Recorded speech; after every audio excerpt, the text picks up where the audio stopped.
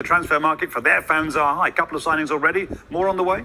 Yeah, so priority positions we know. Centre-back, they brought one in, Leny, Yoro. Forward, they brought one in, Joshua Zirkzee. Midfield seems to be another area that they do want to strengthen. And Manuel Ugarte is a name that won't go away, the Paris Saint-Germain midfielder. We're told that dialogue is open between the two clubs. We're told that the player is keen on the move. We're told that PSG would be keen on a move as well, and personal terms aren't expected to be a problem. But he's just one of a number of players that United are looking at in that area. Another one is a player that they've tried to sign before, the French international Adrien Rabiot.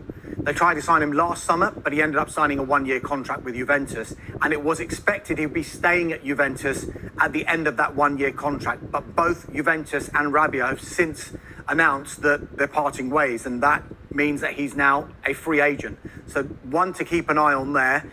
And another player to keep an eye on is a player that United had last season on loan with the option of a permanent deal, and that's Sofyan Amrabat.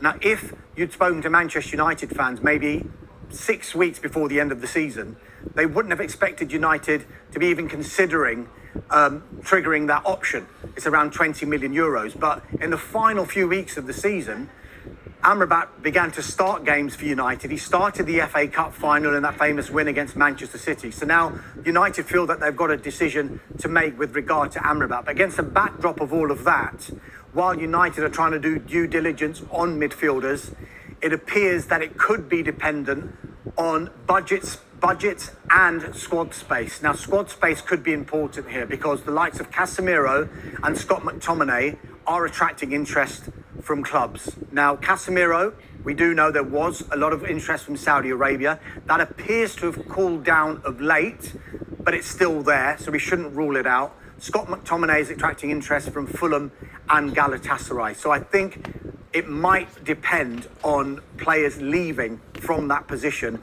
for United to be able to come in and go into the market and bring in a central midfielder. But I think what United are trying to do, in keeping with their new approach to the transfer window and how they do recruitment under Ineos, is if a player does leave, it won't catch them by surprise. They basically will be in a position where they can proactively